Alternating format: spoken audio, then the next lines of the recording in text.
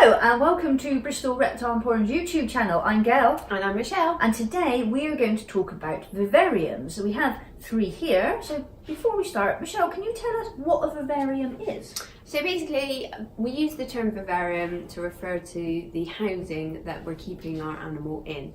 Another term that you may hear is terrarium, and that refers to a glass enclosure. So for example, terrarium, vivarium. Okay. And we have another one here, and what's this one? So this is a plastic enclosure.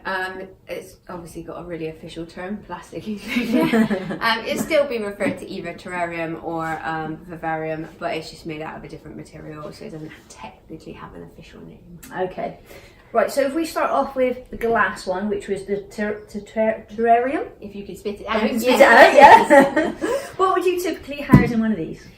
So basically, glass is ideal for high humidity species. So we haven't got to worry about the effect that the humidity has on the glass. So with that in mind, it's more suitable to things that we'd keep in damper environments. So things like crested geckos, amphibians, also some of the day gecko species we'd have slightly higher humidity, and yeah, it varies quite dramatically across the board, but we're looking at that higher range humidity species. Okay, so if we move across to the wooden one, which is the vivarium, what would you typically house in one of these?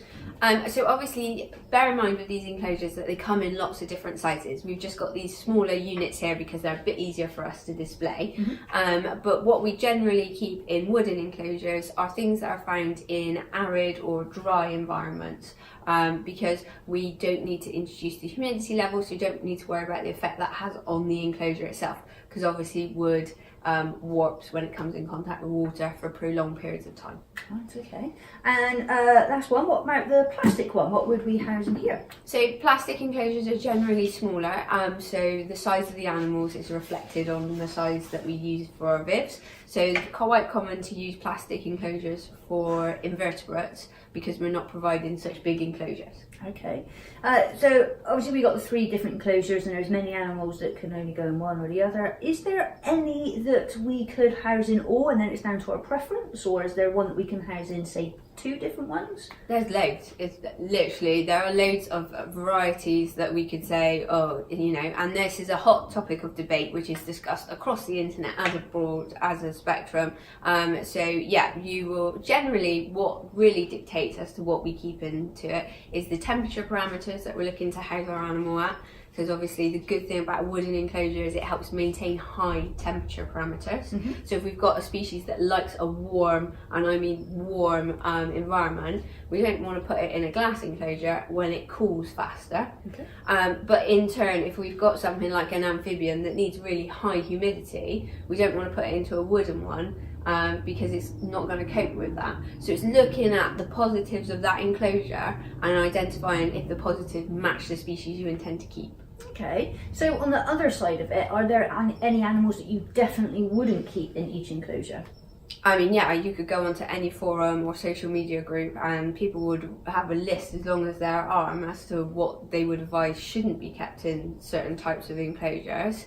But it's just kind of common sense, really. So yeah, kind of the two questions are really similar. Mm-hmm. But yeah, it's just looking at what levels of humidity we're trying to maintain, the temperatures that we're trying to maintain, your household environment as well. So when I speak to a lot of my customers in store and they're thinking about doing setups, I will advise them, if you're not in a rush to buy your animal, pop a thermometer in the area you're going to position the viv.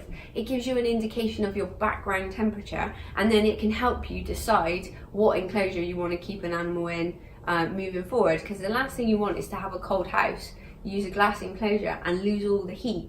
So you're having to put more higher wattage equipment to maintain your temperatures. Mm-hmm. And those are the sort of things, they're kind of like the checklist that we should be thinking about. And if we're talking about them, it makes it easier for us to make an informed decision, because what works in one house might not work in another.